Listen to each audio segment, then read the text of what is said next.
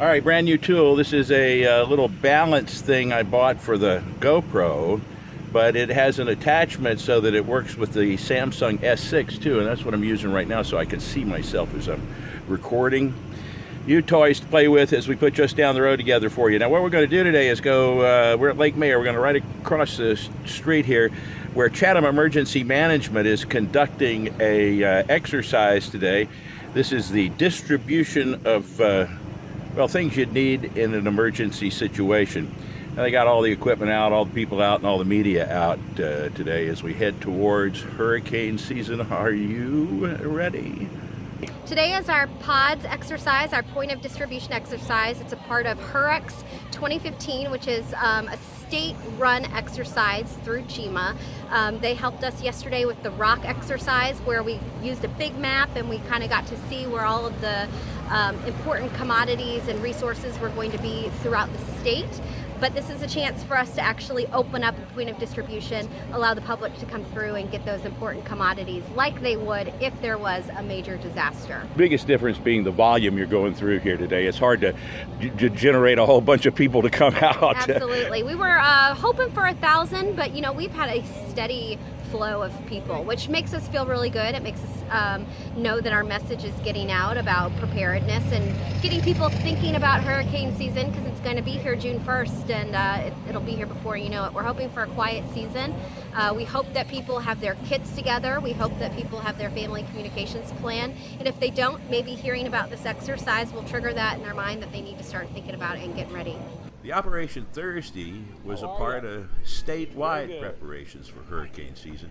Chris Buchanan from GMA talks about HUREX. What that means is that we've pulled local, state, federal, and volunteer organizations together across the state to look at and review our hurricane plans from pre-landfall, post-landfall, all the way back to reentry. Well, at this end, we see one part of this, but one of the other parts of this sort of thing is getting communities ready to accept all these people when they head out of town. It is that is one of the big challenges. I-16, if there was an evacuation ordered, I-16 would be contraflowed.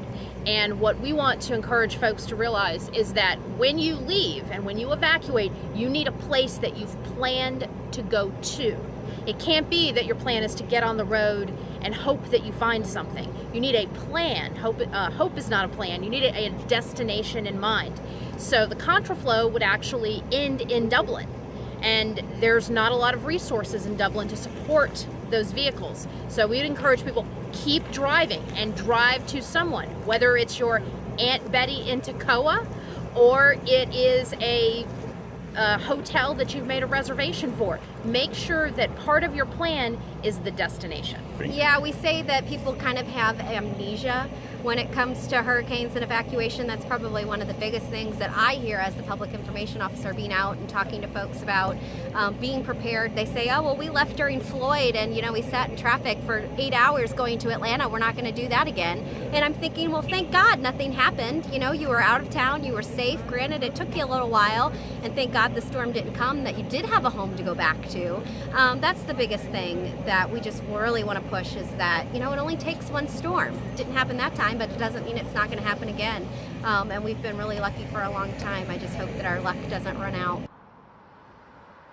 Recognize this little building on White Bluff Road? It's been a photography studio and a dance studio on and off for years, but was originally the first White Bluff school. This is the way I remember my old neighborhood. This is the way I remember White Bluff and Coffee Bluff. These big trees hanging over just about everything. There's still people living right here in the neighborhood, people who went to school in this little one-room schoolhouse. I believe this area out front with the columns actually was a porch. Now, developers now have the property. They've donated the school building to the city of Savannah. We're going to talk to Alderman Tony Thomas next week about the project to move the school building.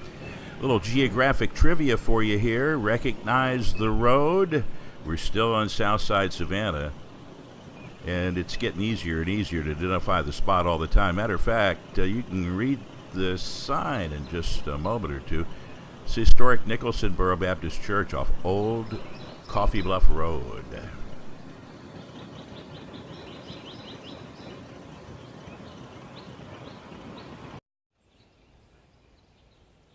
Years ago, when I was pretending to be a radio salesperson, I used to come here in the middle of the day to this spot on Old Coffee Bluff Road and kill some time. Since then, things have changed. There's an apartment complex across the old road now, and this overlook's been installed since then. If you used to spend time out here, you remember about where that brown building is, way in the distance, past the fence. There was an old abandoned home that overlooked the marsh.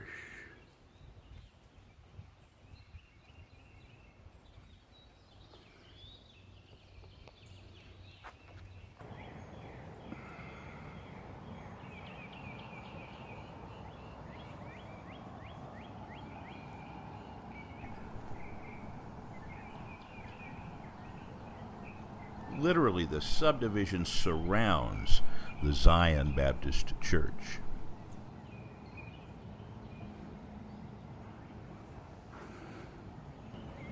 I grew up less than a mile from here and visited this church often. This is almost on the way from my house to White Bluff School.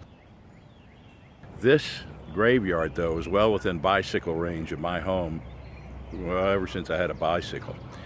And I got to show you one of the things that I've always come to visit if I've stopped here. I don't know anything about Johnny Feld other than what's right here on this marker. He was born just 30 years, roughly 30 years after the Civil War, served in World War I and died pretty much at the end of World War II.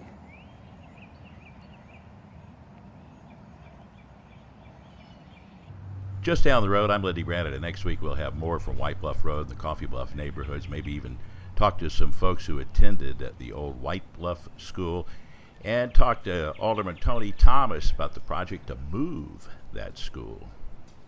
Thanks for watching.